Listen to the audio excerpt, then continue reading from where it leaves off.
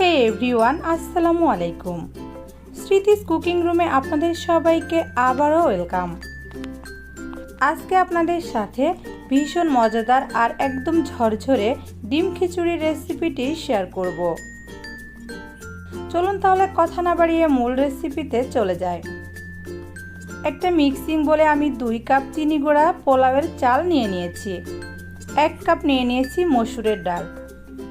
এবার আমি পর্যাপ্ত পরিমাণে পানি দিয়ে খুব ভালো করে এই চাল এবং ডালটাকে ধুয়ে পরিষ্কার করে নিব। আমি কয়েকবার পানি চেঞ্জ করে এটাকে খুব ভালো করে ধুয়ে পরিষ্কার করে একটা স্ট্রেনারে পানি ঝরাতে নিয়ে নিয়েছি।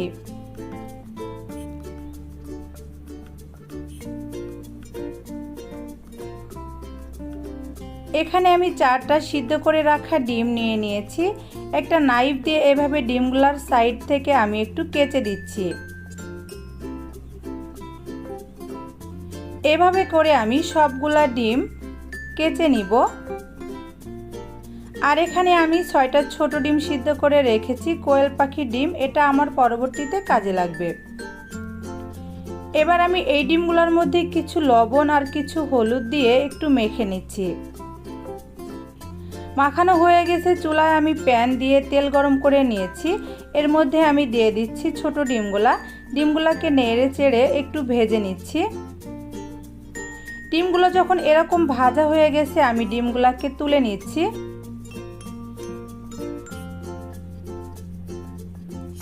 এবার আমি এই তেলের মধ্যেই লবণ এবং হলুদ মাখানো ডিমগুলো দিয়ে দিচ্ছি। নেড়ে চেড়ে এগুলাকেও আমি ভেজে নিব। কিছুক্ষণ পরে যখন এরকম ভাজা হয়ে গেছে এই ডিমগুলোকেও আমি তুলে নিচ্ছি।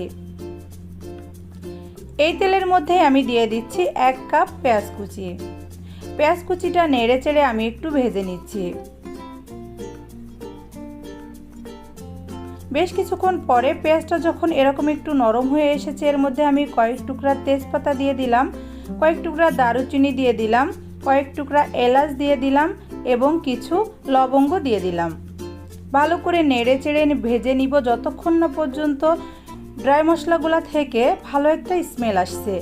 এবার আমি এর মধ্যে দিয়ে দিচ্ছি 1/2 চা চামচ পেঁয়াজ বাটা, 1.5 টেবিল চামচের মতো দিয়ে দিব রসুন বাটা, 1 টেবিল চামচ দিয়ে দিচ্ছি জিরা বাটা, 1/2 চা চামচ লাল মরিচের গুঁড়া এবং 1 চা চামচের মতো হলুদের গুঁড়া। দিয়ে দিচ্ছি 1/2 চা চামচ গরম মশলার গুঁড়া এবং স্বাদ মতো লবণ, আর শেষে দিয়ে দিব 1/2 চা চামচ আদা বাটা। খুব ভালো করে এই মশলাগুলোকে আমি মিডিয়াম টু লো হিটে রেখে ভেজে নিচ্ছি।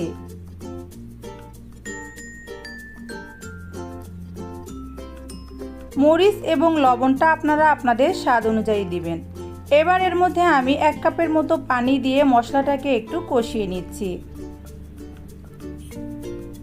বেশ কিছুক্ষণ পরে মশলাটা থেকে যখন উপরে এরকম তেল উঠে এসেছে এর মধ্যে আমি ভেজে রাখা ডিমগুলা দিয়ে দিচ্ছি। ডিমগুলাকে নেড়ে চেড়ে মশলার সাথে আমি একটু কষিয়ে নিচ্ছি।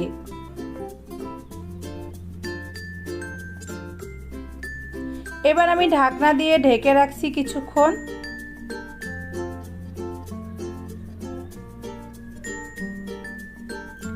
কিছুক্ষণ পরে ঢাকনাটা খুলে মশলাটা যখন একদমই এরকম শুকিয়ে এসেছে তখন আমি ডিমটা উপর থেকে তুলে নিচ্ছি।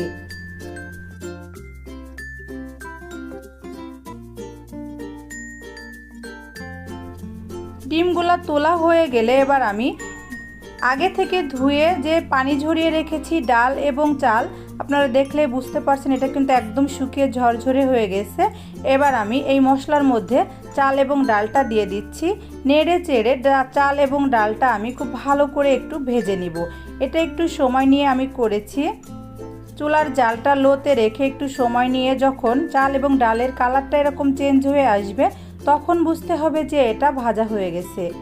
এবার আমি এর মধ্যে ফুটন্ত গরম পানি দিয়ে দিয়েছি 6 কাপ।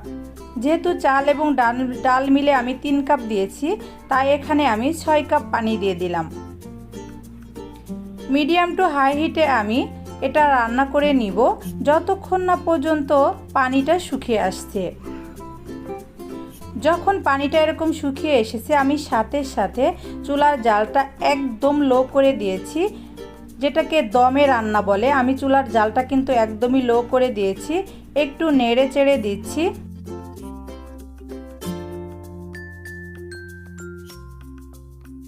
এবার আমি এর মধ্যে 1.5 টেবিল চামচের মতো ঘি দিয়ে দিচ্ছি। আমার ঘিটা ফ্রিজে ছিল, এজন্য জমে আছে, তাই আমি চামচ দিয়ে নেড়ে চেড়ে এটাকে একটু মিশিয়ে দিচ্ছি।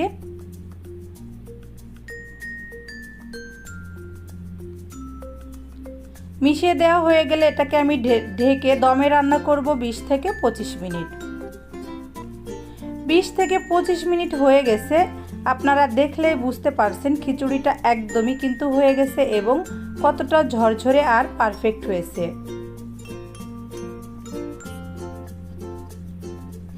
এবার আমি এই খিচুড়িটাকে চুলা থেকে নামিয়ে গরম গরমই সার্ভ করে নিচ্ছি। খিচুড়িটা আমি সার্ভ করে নিয়েছি, আর উপর থেকে যে ছোট ডিমগুলো ভেজে রেখেছিলাম সেগুলো দিয়ে একটু সাজিয়ে দিলাম। কত সহজেই তৈরি হয়ে গেল মজাদার এই ডিম খিচুড়ি। আমি আপনাদেরকে একটু দেখিয়ে দিচ্ছি খিচুড়িটা কতটা ঝরঝরে হয়েছে।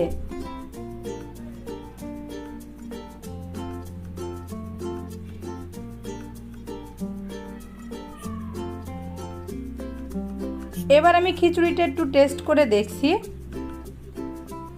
আসলেই কিন্তু অনেক মজা হয়েছে। এই রেসিপিতে বাসায় একবার হলেও আপনারা ট্রাই করে দেখবেন, খেতে কিন্তু ভীষণ মজা লাগবে। ছোট বড় সকলেই কিন্তু চেটেপুটে এটা খেয়ে নেবে। আমার ভিডিওটি যদি ভালো লাগে অবশ্যই একটা লাইক দিবেন আর কমেন্টস করবেন। আপনাদের একটা লাইক এবং সুন্দর সুন্দর কমেন্টস কিন্তু আমাকে অনেক বেশি উৎসাহ দেয়। যারা আমার চ্যানেলটিকে এখনও সাবস্ক্রাইব করেননি প্লিজ আমার চ্যানেলটিকে সাবস্ক্রাইব করবেন এবং পাশে থাকা বেল বাটনটিতে ক্লিক করে রাখবেন, যাতে সহজ সহজ রেসিপিগুলো সবার আগে আপনার কাছে পৌঁছে যায়। সবাই ভালো থাকবেন, সুস্থ থাকবেন। আমার এবং আমার ফ্যামিলির সকলের জন্য দোয়া করবেন। আল্লাহ হাফেজ।